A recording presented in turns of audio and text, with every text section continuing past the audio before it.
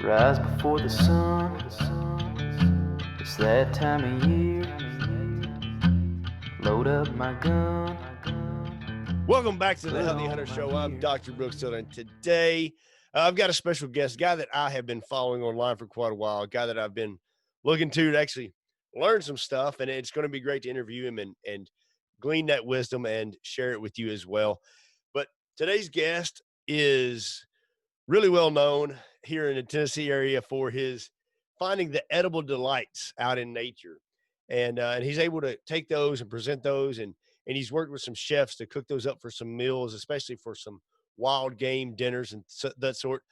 And it's really cool seeing him and the way he interacts with his family and the way he's teaching his family about the outdoors and how to forage and how to hunt and how to do all the great things that we need to know how to do just to not only survive but thrive when we get out in the wilderness. He's also the founder, owner, and the man behind Perrylodgic Brewery in West Tennessee. He is just a guy that I've really admired and looked up to for some wisdom as far as when it comes to getting outdoors and learning a lot when it comes to foraging things. So today is my pleasure to have Jonathon Lodge come on the show. Thanks, Jonathan, coming on. Quick caveat, real quick, I'm going to tell you, we lost connectivity at the very beginning, and it was a little iffy at the first few minutes of the interview. We quickly went into some conservation stuff, which got not political, but kind of got into the political realm with talking about Teddy Roosevelt and talking about Andrew Jackson. And we talked about what we've done here in the state of Tennessee about conservation itself. So that's kind of where we're going to pick up. Great information coming up. I just want to let you know why it kind of may sound a little funky, kind of diving in right there, because we're kind of ending our conversation about Andrew Jackson, diving in more into what conservation we can do. But there you go. I hope you enjoy. Here we go. He was probably one of the more controversial figures, and as far as, conservation is concerned, that man, really that time frame, that society, conservation was really based more or less in Protestant theology, and I mean that as neutral as I possibly can be, is in terms of politics or religion, but more or less concerned with how it is that we hold and view the natural resources. Right now, we're in a time frame that, because of the past mistakes of Andrew Jackson and his generations, really you and I and others that enjoy these activities outdoors, it's up to us to have some hands-on conservation, and I can't stress that enough right now. CWD comes to mind, the coyote boom, armadillos, the Asian carp, the list goes on, where it's going to be up to you not only buy that license, but also to get out there and to do some management. And I mean, that's the hard truth of it. No one wants to hear it, but that sucks. Yeah. On here, I was like, the rut could hit in a deer could be rutting in September and it could be rutting in February. So, Yep. And that's one of those things I think that we need to step back sometimes and look like, okay, like it's not just like the rut's not that 10. And when it becomes if the rut's in that 10-day window, then all the fawns are going to drop in, say, like a 2 to 3 week window. But when your rut is could be 4 months of rutting, like those fawns are going to drop in like 4 to 5 month period, and the coyotes have that much more to feast on. And I think that's one of the things, like we want to preserve deer, we want to preserve our bass and our turkeys. Yeah, we need to preserve those things, but it's also about preserving. I said just a balance. I mean, we just need to preserve the balance. Yeah. We need to take out those absolutely, things. Absolutely, I 100% agree. Yeah. I mean, it's like the coyote hunt. Like people are, if you go out and shoot a coyote, you're really saving countless deer and turkeys. Probably more than you can by buying a membership to the NWTF. Right. And it's not even just about those deer and turkeys. It's about the other countless ground-dwelling non-game birds and snakes and reptiles, and just the impact an armadillo, man, he is a herbivore, but I mean, rather he eats grubs and insects, but really the impact that he makes on the overall ecosystem, anything that's not supposed to be here. And the more you get into foraging plants, really that's where you start to realize that there is a giant just hole of European and Asiatic plants that over the last 400 years have basically moved in and taken over. So I hardly ever forage for native plants because there just really isn't the opportunity that you would have with some of the introduced species. That's the unfortunate fact, you know. Yeah. But I mean, there again, it's conservation. You know, it's about balance. Right. You know, speaking of foraging, when it comes to foraging, what would be a few of the, I would say, beginner, easier identifiable things that we can go out and find, maybe throughout different parts of the year? Right. So, man, that's a fantastic question. So the one thing that, you know, I've been foraging for the past decade or so, pretty serious about it. You know, that's the thing that I've learned is that there are seasons, and it's really not broken up into this nice quarterly or monthly type of deal. Different mushrooms come out at different times of the year according to humidity, according to temperature, all these different things that are going to affect what is out. So really, I take plants, I take animal movement, I take fungus, and I take all three of these things, and I kind of get a mood for what the woods is and what is going to be out and what I need to be looking for, rather than going into the woods and saying, I want to find chicken of the woods mushroom. I'm going to go into the woods and I'm going to think to myself, you know what? It's a good time to maybe do some raccoon calling and maybe use some boar sounds from a call system and try to find a raccoon. Or maybe it's a good time for shiso. It's blooming right now, and I want to be able to use the tips or whatever in cooking. So what I'm getting at is, instead of trying to find something, going out with the idea of trying to find a specific thing, like we go to a grocery store and pick something up, I instead try to have a good handle on the seasons and try to know what's going to be available and try to really direct where I need to go and how to direct my energy in the woods to be able to be as bountiful as possible. So yeah, I really pay attention on a daily, twice a day, 3 times a day, to temperature, to what the temperature, where the barometric pressure changes, because that's really going to let me know kind of what to do, you know. And there again, that's all information I've learned from being outside. You just have to go put the miles under your feet. It's that simple. So Yeah. And, you know, and on that, I think it's important to keep a journal for those things, because, yes, you know, if you're deer hunting or something like that and you're in the woods and all of a sudden you can, you know, like you said, with the phone, we have all this information that we can, oh, the barometric pressure is this. We don't necessarily have to call the weatherman up or have a device at our house, but we can look and say, okay, the barometric pressure is 30.01. The temperature is this. It's falling, it's rising. And we can jot that in our journal, and we may notice, you know, and it's one of those things we may notice, like how the deer, the turkey, the fish are biting. We notice how they move, but we don't always relate that to the foraging, the things that are growing from the ground. And I think that's something that we need to really take, you know, it's like, oh, blackberries were blooming on this day and the weather was this, and it's been raining for 3 weeks. Or I found some, I found chanterelles after a big pour down rain. I found chanterelles in the runoff going down to the pond or whatever, you know. You're like, oh, you know, so, and it's really crazy. But I think that's one of those things that it's really good. Like you said, I mean, my memory is not that great. I've crammed too much stuff in here, and you know, for me to remember, like, oh, the barometric pressure was on this day. So, you know, if I write it down, then I'm on it. Yeah. I mean, like, use that. I drop a lot of pins, you know, and I put exactly where I found this or I found that, the date that I found it. I may set a reminder if I find chicken in the woods. I may send a reminder on that pin to hit me at a certain time. Hang on, I'm at work. My phone's get it. ringing. Let me mute the real quick. You're good. Get it if you need it.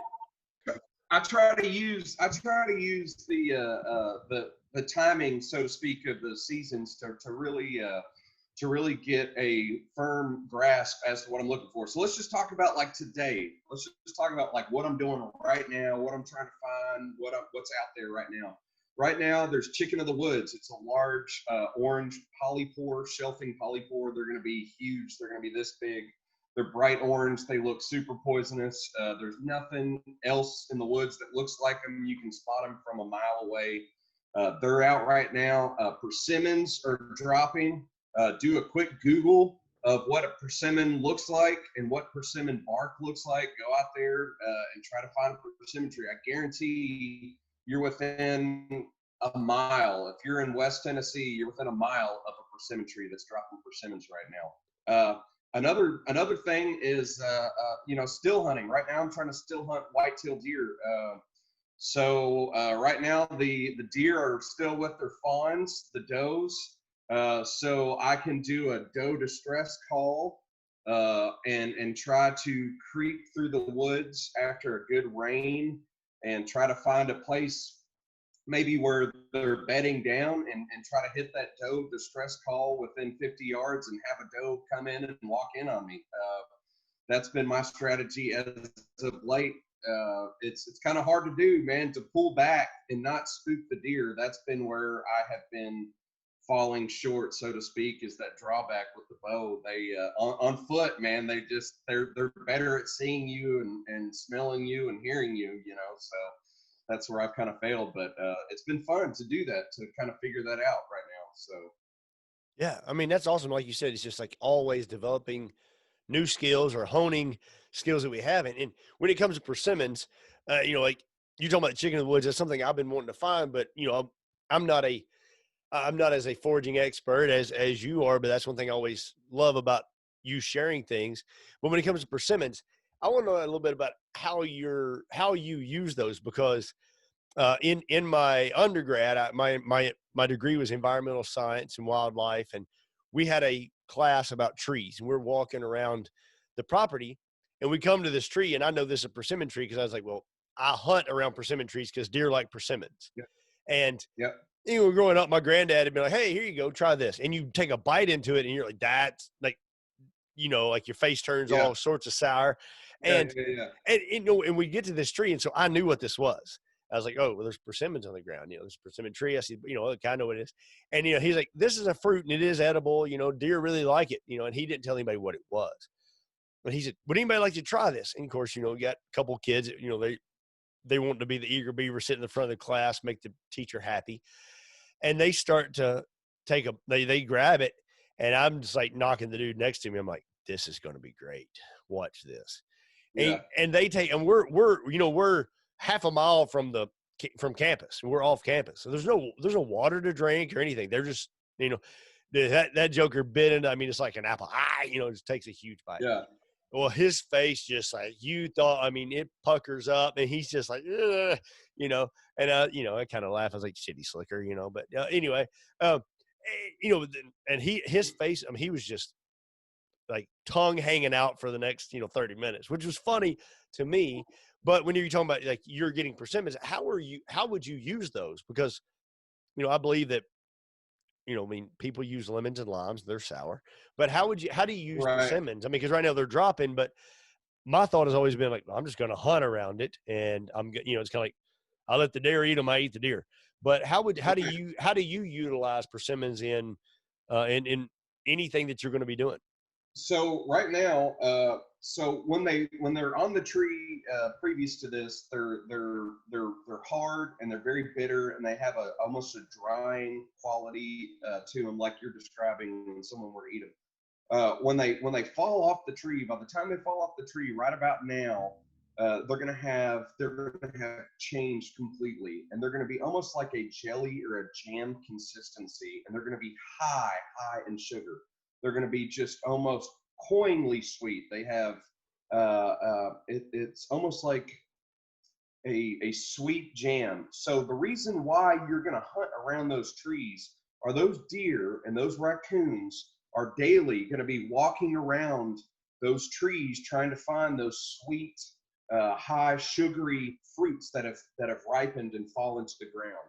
And so typically that's where we're going to collect them as well, is once they've fallen off the ground. Pawpaws, a similoba is another fruit that at the end of September, you're actually going to collect these off the ground. You don't want to collect them up in the tree because they're not going to be ripe. So I use the persimmons. Our favorite way, my business partner and I, our favorite way, of course, is to ferment them in beer. And we actually will have we've actually already made a persimmon saison that uses these fresh persimmons. But really, man, you can take them and just take a butter knife and spread them over a piece of toast. I mean, they're that point, and I mean, it's fantastic. It's so delicious. But there again, you've got to beat the deer, you've got to beat the raccoons to them. And here, this is a perfect illustration. We're highlighting that animals themselves are using a season. They're not going to be going around those persimmon trees in July because they know there's not going to be any fresh fruit dropping from them. But there again, in September and October, they're going to start that. I recently, last year, collected a hornet's nest with some friends. And so I called an entomologist friend of mine in preparation to do so. And I asked him, and I was like, hey, when do I need to do this? And he said, well, it's going to freeze in a few days, and the hornets themselves are going to be somewhat insulated from that freeze. But once these things completely freeze over, then there's going to be a raccoon that has planned his approach, and within a day of them freezing, he's going to rip that hornet's nest down and completely rip it to shreds and eat all the dead hornets and eat all the larvae. And I just was like, wow, that's crazy that this, that there's a raccoon in the area that has already figured this out and has already planned out this meal waiting for these things. And so we never gave them the opportunity. We actually got the hornet's nest before they could do that. But I've never seen a hornet's nest over winter, and because of that reason, raccoons will find them and wait for the hornets to die. And so just like we're waiting for seasons, just like we're waiting for times for things to happen, that's animals do the same thing. So look to them, look to see what the animals are doing, Yeah, I mean, that's, you think about it, if you go back a couple of centuries, that's probably how we learned how to hunt things. You watched a mountain lion stalk up on a deer, and you're like, yes. Oh, you got to be real quiet. And Yep. you may have to get in the tree and jump on it or whatever, Yep. So, Yep. and that's one of those crazy. Yeah. And when I was elk hunting, it was funny. One of the guys I was with, they were experienced elk hunters, and I was a newbie. And it's one of the reasons that now, like, my passion for sharing the outdoors with new people has really been lit inside of me, because I have, they took me under their wing, and I was like, well, everybody knows how to do this. But, when it became elk hunting, the guys, he's like, this is where you become an elk hunter. He's like, elk hunting is different than deer hunting. He's like, Yeah. if, deer hunting, you want to be super quiet, never make a sound. Yeah. And he told me, he's like, the only thing out here in the mountains that doesn't make a sound is a mountain lion. And that's really the only thing an elk is worried about. Right. Yeah. So he said, so if you're coming, so he's like, so if all of a sudden you're within like 50 yards of an elk and a twig snaps, they're gone. He's like, but but if you've just been kind of like, if there's a rock kick every now and then, he's like, they may look up, but their eyesight's not that great, but they're going to look to see, is there a mountain lion? And no, it's just another elk. We're good. And so it was one of those, like, you have to learn those things, but it's like you said, watching the other things around us is going to teach us a lot. And it's really interesting about the persimmons, because I guess I always thought that, kind of like an apple. If an apple falls on the ground and it looks all mushy, it's like, it's ruined. It ain't no good anymore. Right. Like, it's bad. Yeah. And which is really interesting. So I'm gonna have to go gather up some persimmons. I know where one is right now. Yeah. So yeah, this is the opposite. It's gonna look bad, and it's actually gonna taste great. And so if it has that consistency of jam or like an overripe plum, then you're gonna be right on the money as far as that's concerned. Yeah. Wow. That's really cool. I mean, I'm really pumped, because that's one of those. Go ahead. Well, I was going to tell you, we're talking about hunting and figuring out how to hunt things. A lot of people, they kind of have a bad perception of wild game because they've had either overcooked deer that's been Campbell soup in a crock pot with a deer loin cooked until it's like leather, or they've had duck poppers from where someone shot 100 ducks and breasted them out and threw away the rest, and then they smoked these things to death in jalapeno. I mean, I've eaten my body weight in duck poppers. I'm not hating on them; they're great. But I think that's where kind of people stop. And then they've had, of course, crappie fillet or a catfish fry. And that's kind of as far as people take it. And that's very unfortunate because not only is this meat sustainable, not only is it healthier than anything Tyson is going to put out or Smithfield or anyone like that, but this really you're selling yourself short by not opening the doors to the other meat that's in the woods and that's in the waters. So one of which I'd like to talk on is bobcat, man. It's probably my favorite meat in the woods. Wow. Yeah. Please expand. Yeah. Yeah. Because, I mean, once again, that's another, Yeah.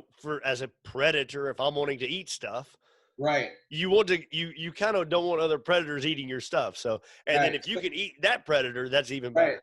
Right. Yeah. So think about it. So most of the time when someone has a bad experience with a white-tailed deer, it's because that fat, it's actually the fat that has those off gamey flavors that people don't enjoy. The same with a catfish, man. That's the first thing you want to do when you're cleaning a catfish is you want to take that fat off because it's going to give that off taste. But you think about a bobcat, man, he's a predator. He doesn't have any fat. So he's not going to have any fat that's going to contribute to any kind of off taste. Most of the time when people are hunting bobcat, it's an opportunity. Have you ever shot one? Have you ever killed one before? No, I've seen them, but it's kind of like a coyote.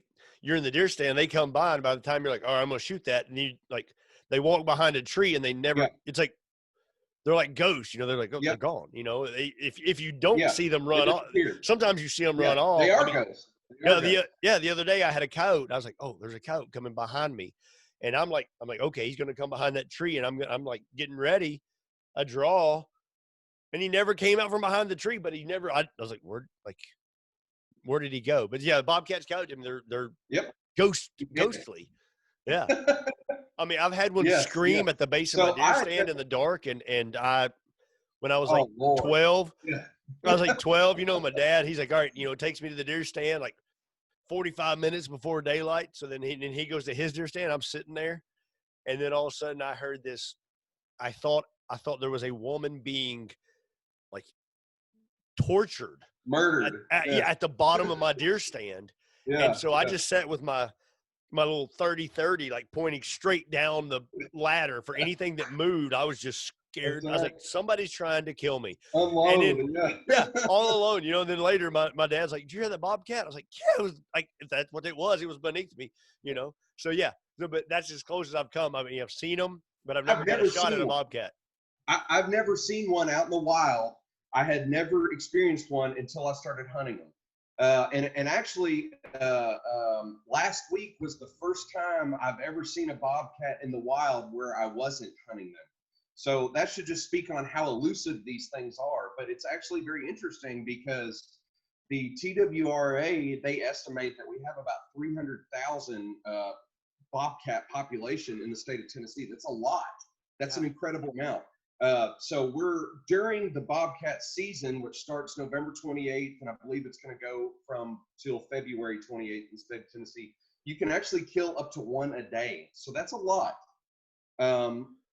So that's telling me that the TWRA has projected that these populations are getting to a point where they need to be managed more. Hence, you can go out and take as many as you want. So I wanted to learn how to actually hunt these things. And I did this a few years ago starting with trial and error. And basically what I realized was I had to put myself in their environment. And so I was very lucky because the farm that I own has about 20 acres of woods that has been select cut, which means it was an older growth forest where they left the trees that were under a certain size. And so over the last 6 or 7 years, the farm, those saplings have grown up in between the trees that were left. So it's very thick, very dense. You can't navigate through it. There's sawbriars everywhere. It's just a haven for cotton rats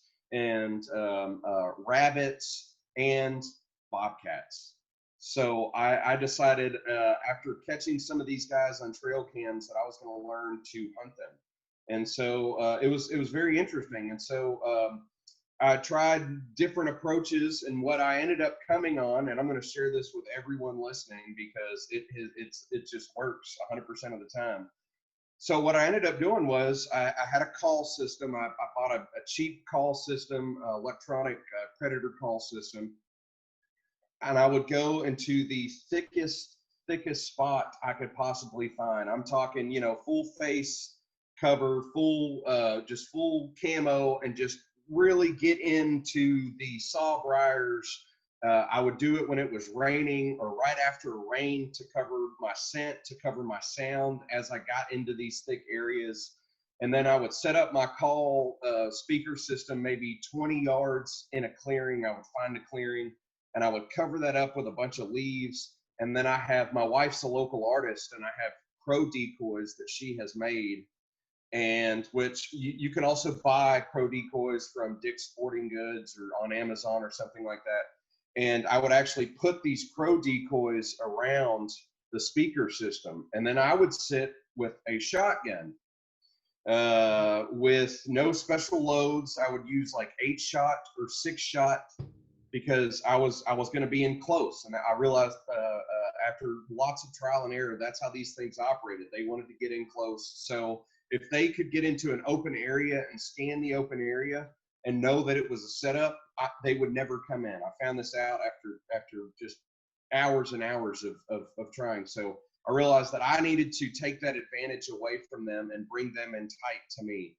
So this setup, it worked perfectly. And after about an hour of calling, like you said, a bobcat would just appear. You wouldn't hear it walk up. You wouldn't see it walk up. It would just be there. It would just appear. And I would go, the calls I would use, I would go between crows and a dying rabbit. And so I was trying to simulate in the woods the idea that this rabbit was dying. These crows were taking advantage of the situation. A lot of times it would bring in other crows, which would help paint the scenario for the bobcat. The other crows would go crazy. They'd sometimes land around, and I just would be in briars, just a thick patch of briars, just motionless, and just not moving, making sure that the wind was right in my face. And after about an hour's time, a bobcat would come in, and I did this 4 days in a row from the same stand, and these were 30-pound plus bobcats. 3 of them were males. And this was in the exact same spot 4 days straight. And there are still plenty of bobcat, and I've taken numerous bobcat from this spot. And what's interesting is that they're not territorial, they're very territorial. They don't have packs like coyotes can be in. So that just goes to show you that the population, the numbers are crazy. It's a huge population, but they're just so good at not being seen, so I mean, that's just been a fantastic experience. So the hams and the backstraps are my favorite part to eat, and then of course you keep the pelts, you keep the dew claws because they're cool. I keep the skulls. I try to use every part of this creature that I can. So man, that's awesome, because you think about a cat and be like, oh, a kitty cat, you don't want to eat it. And right. It's kind of like, I have friends who they do the safari adventures and that sort of thing. Right. And they talk about like zebra is a delicious meat, but here in the United States, we're like, well, it's a horse, you don't eat it, but like, Right. how many times do you read the tales of the frontiersmen and they're like, all right, it was either me or the horse. Like one of us is going to Oh, die. yeah. And so like, Yeah. I'm going to eat my horse, you know, I'm going to live inside my Absolutely. horse. That's going to be my shelter. And, you know, and, you know, I hate to think about it that way. And a lot of people don't think about it that way, but you know, like you said, there's estimated 300,000 bobcats. I mean, we could all, if every hunter in the state killed one, there would still be plenty. Oh, yeah, there'd still be a sustainable, healthy population. Yeah, probably And so still this too gets many. back to, that's right. This gets back to hands-on conservation. Yeah. California recently, you know, they voted to not issue kill tags for mountain lions.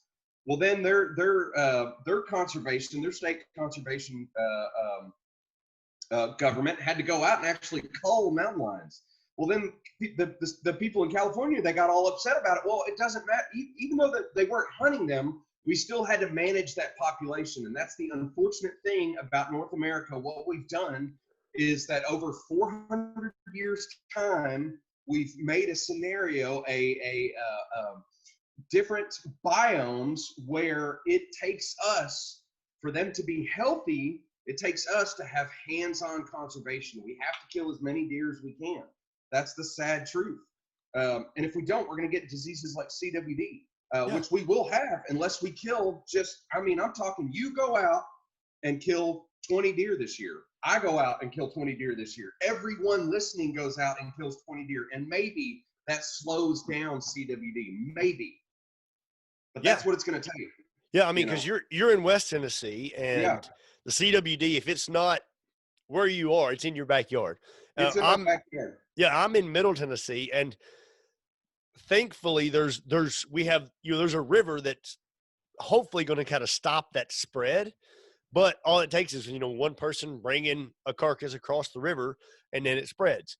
And, and deer can swim, so that could happen too. But, for me, like, I encourage the people and those that are around where we hunt, like, kill does and kill them early. Many. Yeah, but kill them all. That's right. Kill them early, because people are like, oh, I'm waiting on that big buck. And I was like, well, if you will, early season kill 5 or 6 does, well, your freezer's full. Now you can wait on the big buck, and that big buck is going to have to, like, he can't stay in one spot and have like 10 does come to him and him just be all right, y'all come over here. I ain't moving. And and instead, like, he's going to have to go out and find them, and you got a better shot at killing a big buck, because everybody's like, oh, I want the antlers. But, like, I mean, I can't tell you that. I mean, I killed a big deer a couple of years ago, but I mean, I haven't killed very many bucks, and that's because I don't either. I'm not a horn hunter. I have yet. My granddad, I've yet to figure out how to cook those things. That's right. And for me, like, I mean, I will, and maybe you can speak to this. Excuse me, but I love taking new people hunting, and if it's a young kid or somebody who's never hunted before and it's a little force spike and they want to shoot it, I have no problem with that.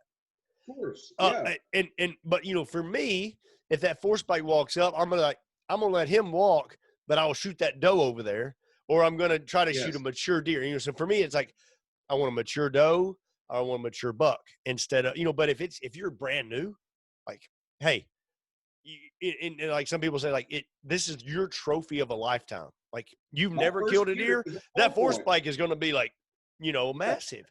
And so that's the way I look at it.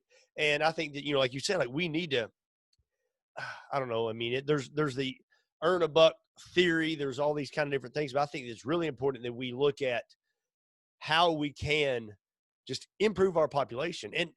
And when you're speaking of, like, the bobcats, it's crazy that there's that many, and they're going to do nothing but grow, and the population will, double, triple, almost overnight.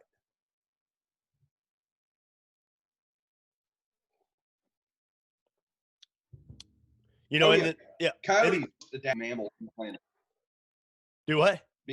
I said coyotes are probably the most adaptive mammal other than us on the planet. Yeah. So, I mean, we've already seen an influx of coyotes coming into Tennessee. But right now, I mean, as far as the CWD is concerned, as far as deer management, I can't stress enough to people across the state kill as many deer as you can. It may impact the herd numbers in a way that just ever so slightly, but it's going to be so important that each of us, every one of us, because that's how transmission happens with CWD, is these large populations. And just think, for every deer that you see, it's just like a cockroach, there's a dozen that you don't see. So kill as many this year. Make it your mission to just kill as many as you can. Make as much jerky and sausage and everything that you can do. And if there's any legislators, man, that are listening to this, they need to lax up some of these laws so that we can be able to freely exchange game meat to people that are non-hunters that want it. I mean, that's going to be key to this.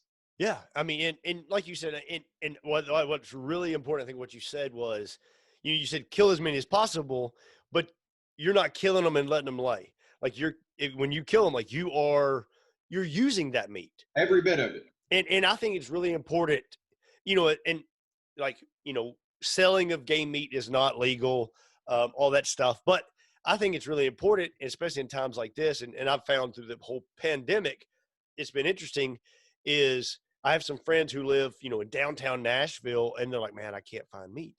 And we've been able to give them some meat, or they'll come over and we'll cook some meat, and they're like, this is really good.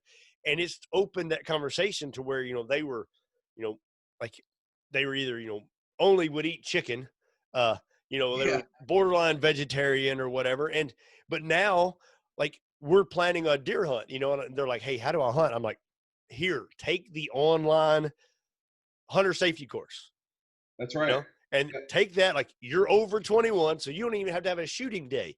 You just take the course and then buy your license, and then, and I just tell them, I'm like, I got the camo, I got crossbows, I have rifles, I've got everything you need. We're just going to, like, you tell me when you're ready, we'll go sit in a deer stand, and we'll, you shoot it, I'll show you how to clean it. We will freeze it, and you'll have a freezer full of meat that you don't have to worry about, that where it came from. And you laid your hands on it throughout the entire way. Absolutely. Yes. Yeah. And that's key. Yeah. And I think one of the things that I'm not a big proponent of say Joe Rogan's podcast, just because mainly, there can be some very, very, very colorful language used. And, Sure. And, and so, if I'm riding in the truck with my kids, like, I'm not going to put that on. But there is one thing that helped me a lot when it came to talking to the vegetarians, the vegans, those that didn't hunt, was he had a conversation with Russell Brand, the comedian, which can also be a very colorful language guy. And but if you like YouTube it, you don't have to listen to the whole 3 hours, but it's those two guys talking about hunting and being a vegan. And it was the most civil conversation that you would have between a hunter and a vegan ever. And Russell Brand at the end, and Joe Rogan both, they agreed that the reason, Russell Brand's like, I'm a vegan and this is why. Joe Rogan said, I'm a hunter and this is why. And it was the same reason. It was like, I don't want to go to a place and get a hamburger that is the culmination of 900 cows. I don't want to have a chicken that's been eating its own poop. And they were both like in the same, like, that's why we do what we do. And it was the most civil, like, and I think for those that hunt, instead of you're a vegan, blah, blah, blah, I think listening to that conversation really helped me get in my mind, like, these are the things that we need to talk about. And I think what you're doing with a lot of the foraging and those sort of things, like a while ago we were talking about your event coming up. I actually just texted a friend of mine who lives in downtown Nashville, and I was like, hey, you like beer, right? And he just texts back, yeah. So I'm thinking, like, all right, how can I, like, maybe get him and we can come to your event, and that you'll kind of introduce him to the outdoors in this, like, hey, we're going to forage stuff. We're going to make beer. And, cause I'm like, and I know that he'll enjoy it, but it's going to get him introduced in the outdoors. So, I think that that's really important, that we welcome other people in and share the bounty of the good Lord's, wilderness. That's right. It's interesting. You said, my wife's actually a vegetarian. And so at my household, most of the meat that we eat is comes from the woods. And my kids, they don't know any different. They look forward to certain seasons. They look forward to, deer season when we can get some jerky. But the same reasons my wife is a vegetarian is the same reasons, like you said, that I'm a hunter. It's just that it's not sustainable for us to have 3 square meals a day with processed meat. We're raising, most of the food that we're raising is actually animal feed, and they do a poor job at converting those calories and that energy into then calories and energy for us. The way I look at it is that turkey or that possum or that raccoon or bobcat or whatever, it just had 5 bad minutes at tops. And if you did it right, it maybe only had 30 bad seconds of its entire life. And it didn't die of starvation. It didn't die of disease. It didn't die a gruesome, brutal death from a predator, because I guarantee those bobcats or coyotes aren't going to be as quick as my 270, So that's the way I look at it is, and I honor them. It doesn't get easy. I don't like the act of killing. It's yet to get easy for me, and I've done it a lot. It's yet to be something that doesn't have a sense of finality once it's done. That's sometimes gets me choked up, man. It's hard. It's hard to kill an animal, but it's the right thing to do. It's the right thing to do.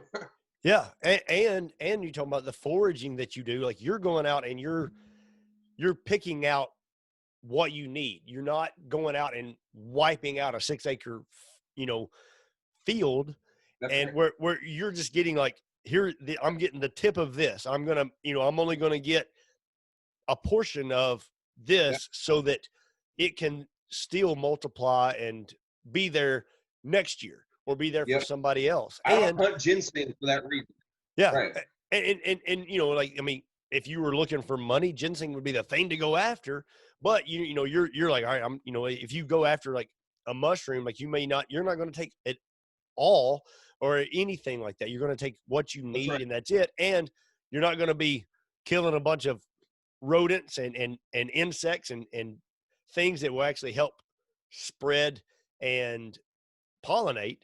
You're not going to be killing all that stuff by wiping out a 10-acre field after you sprayed a bunch of stuff on it. You're going out finding exactly what you need, and that's it. Yep. And you're talking about not being able to sell wild game. Those laws really, honestly, I don't understand why 2 consenting adults why that is illegal as far as food safety is concerned. We run a kitchen, a restaurant up here at Perrylodgic. I'm very familiar with food safety. I process all my own game. Of course, we have the brewery here. I'm very familiar with safety protocol. I don't understand why it is illegal for me to be able to sell game, because there is a big group of people out there that would like to have wild game that are unable to hunt, or they don't want to hunt. They don't want to process it.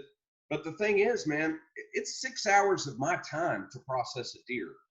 Period. End of story. It's, no matter how I slice it, no pun intended, it's 6 hours of my time to fully process it, to get it into jerky, to get it into sausages, to get it into roast and freeze it, and go through the whole ordeal.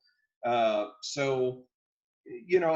think that we could probably loosen up some of these laws between consenting adults. Tennessee could, and that actually might help motivate hunters to do more, because there's going to get a limitation in my freezer. There's going to be a limitation in your freezer. And we need people. I mean, that's the mission this year, man, is we need people killing as many deer as we possibly can to stop the spread of this cryogenic disease. Because what most people don't understand is these prions, once they make it into the environment, they're going to be there. They're going to be there for decades. They're going to be there for a long, long time. They're going to get into our groundwater. They're going to get into other animals. They're going to get into us. And it can't be destroyed. You can't freeze it. You can't cook it. You can't do anything about it. And so right now we have a task, and I don't think billboards and pamphlets and newsletters that the TWRA is sending out is not enough. It's going to take us, the hunters. We have to go out there right now and just slaughter and kill as many deer, process as many of them. Give them. My local sheriff's department actually takes deer in. You can shoot a deer, you can take it right to them, the inmates or whoever processes it, and then That is an amazing idea, which I'm going to have to bring that up to our sheriff department. what I was getting at is the thing we need to do the most this year is kill as many deer as we possibly can. That needs to be our absolute focus, is to just get those numbers down. The population will rebound, but it will slow the spread of CWD. Just kill. You can kill 3 doe a day. Just get them down. Get those numbers down. Yeah, and when it comes to the everybody's yelling about how the cows are farting and polluting the environment. Like, if you have more deer in the freezer, you eat less cows and you need less cows. So it's like it makes sense that all the way around.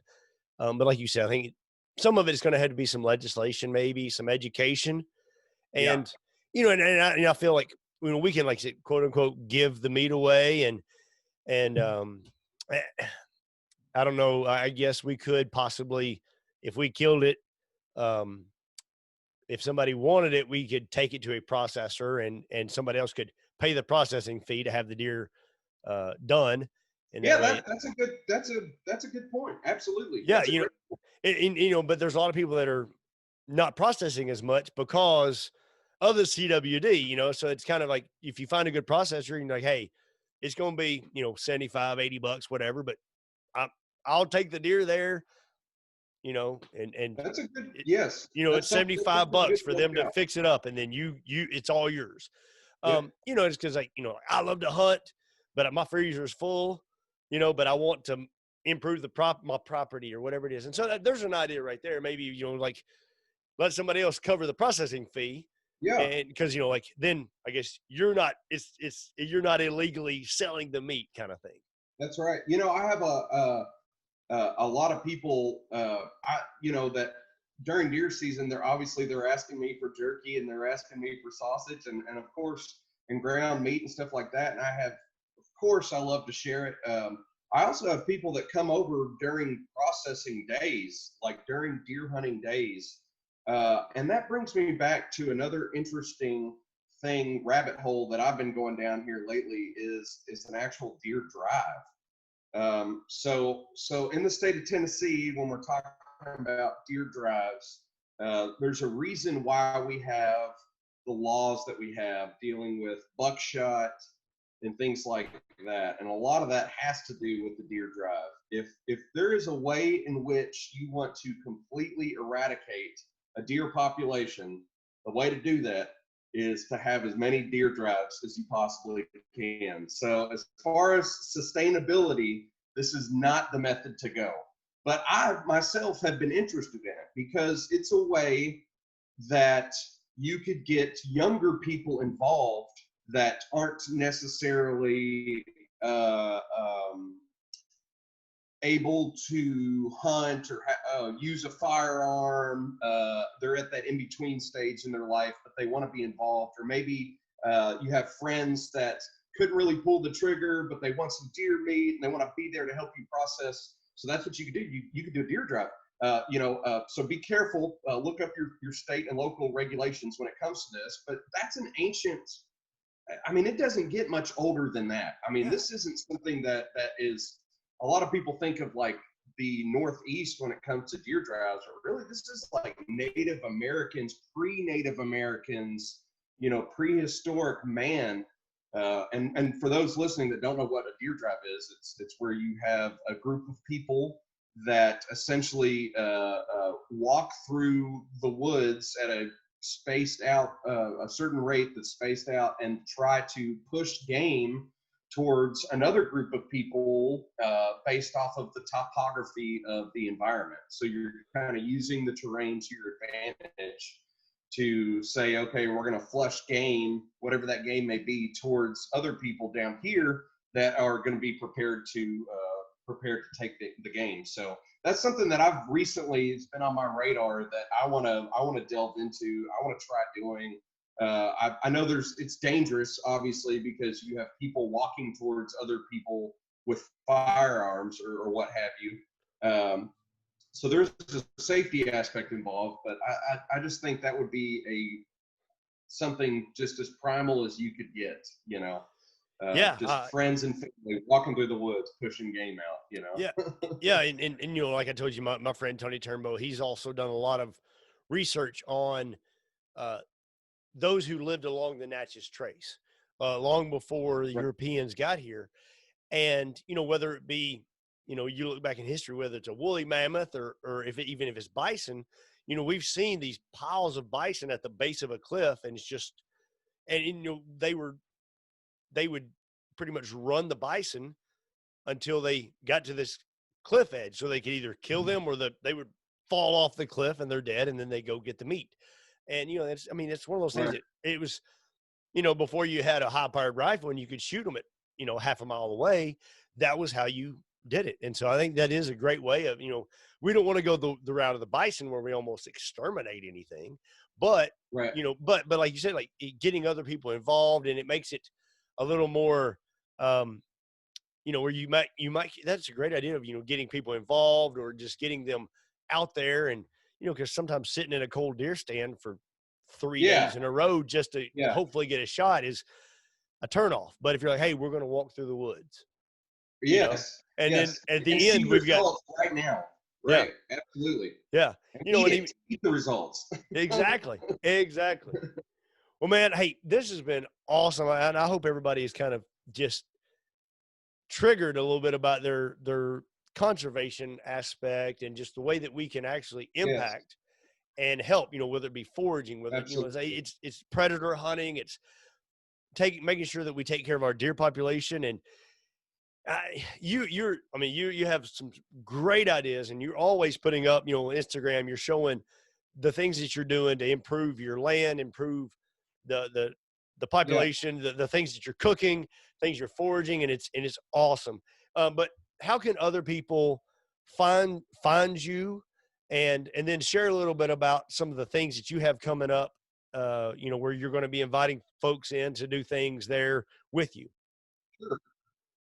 Sure. Well, I'm on Instagram at lodge.jonathon. Of course, follow our Perrylodgic Facebook page. Make sure you follow that. We always have events going on up here.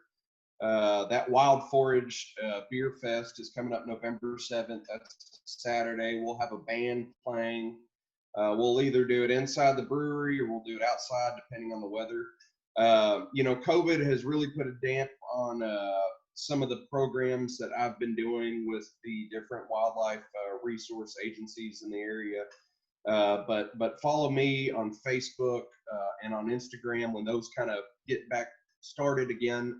This is actually my second Zoom foraging thing in 2 weeks. So this I guess might be the new norm as far as getting the message out there. But the thing I can't stress enough to everyone listening is go outside. Just go outside. It's the best thing you can do for your body. It's the best thing you can do for your mind. Turn off the TV, get off the internet, and go outside, and you'll be humbled, to say the least. Yeah. So.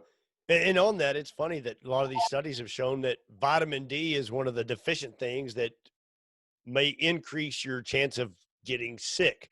So it's like, get outside, get some exercise, get some vitamin D, and you're harder to kill, no matter what comes at you, no matter if it's if there's if it's somebody or a crazy disease or a wild animal, if you're outside and you're harder to kill, then you're gonna survive. So that's awesome. So real quick, so one of the last questions. It's been a pleasure, man. Thank you so much. Yeah, my pleasure. But one of the last questions is you can hunt anywhere, you can hunt anything, you can hunt with anybody you want. So who are you going with? What are you going after? And this is like the ultimate dream hunt. So what is it? Yeah. you know, my ultimate dream hunt would probably be one of the Tennessee elk. I would love to be able to earn a tag through the lottery. It's a cool system that they have out in East Tennessee. I'd love to be able to go and hunt a Tennessee elk. And I, you know, as far as hunting with anyone, man, I would probably have to say my boy Hank Shaw. He's a forager, hunter, gatherer. I follow him on Instagram. He's someone that I look up to. He's based out west. Check him out, buy his books. But that would be my dream hunt. And that's an excellent question, man. Awesome. Yeah. Well, man. Hey, Jonathan, thanks so much for coming in. Thanks everybody for tuning in, man. This has been really eye opening, and I'm pumped just to, I'm going to try to figure out how I can get up there with you, spend some time with you. But all right, everybody, stay humble, be hungry, and get healthy. Creep through the woods, don't make a sound. I'm feeling pretty good about putting something down.